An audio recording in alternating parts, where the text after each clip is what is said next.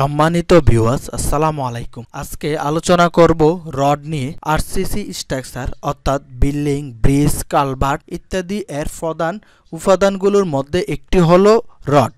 তাই এই রড ব্যবহার করার আগে আপনাকে রড সম্পর্কে ভালো ধারণা থাকতে হবে। বাংলাদেশে অনেকগুলো রড কোম্পানি আছে। প্রত্যেকটি কোম্পানির রডের গায়ে অনেক কিছু লেখা থাকে। আপনি যদি ভালো রড কিনতে চান তাহলে অবশ্যই সেই লেখাগুলোর মিনিং আপনাকে জানতে হবে। আমরা সবাই জানি রড কনস্ট্রাকশনের অন্যতম গুরুত্বপূর্ণ উপাদান, কিন্তু অনেকে খেয়াল করেন রডের গায়ে B500 CWR, B500 DWR, B600 DWR ইত্যাদি লেখা থাকে।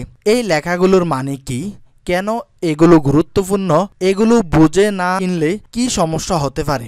আমি একজন সিভিল ইঞ্জিনিয়ার হিসাবে সহজভাবে এই বিষয়টি ব্যাখ্যা করছি যাতে আপনারা সবাই বুঝতে পারেন। বি বলতে বোঝায় রেনফোর্সমেন্ট বার, যা কংক্রিটের সাথে ব্যবহার করা হয় বিল্ডিং এর শক্তি বাড়ানোর জন্য।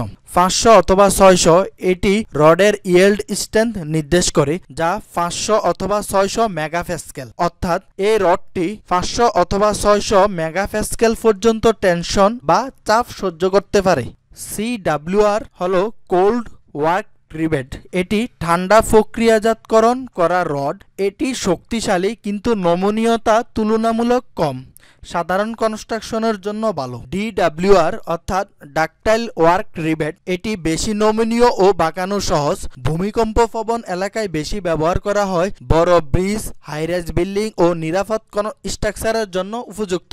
এখন বিষয় হলো আপনি কখন কোন রড ব্যবহার করবেন। যদি বেশি নমনীয়তা দরকার হয়, যেমন ভূমিকম্প প্রবণ এলাকায়, ব্রিজ, উঁচু ভবন ইত্যাদি, তাহলে B500 DWR অথবা B600 DWR বেছে নিন। যদি সাধারণ কনস্ট্রাকশন হয় এবং অতিরিক্ত নমনীয়তার দরকার হয় না, তাহলে B500 CWR ব্যবহার করুন।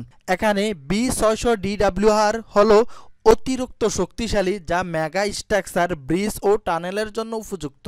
ভুল রড মানে দুর্বল ভবন। সঠিক রড বেছে না নিলে ভবিষ্যতের জন্য বড় ক্ষতি হতে পারে।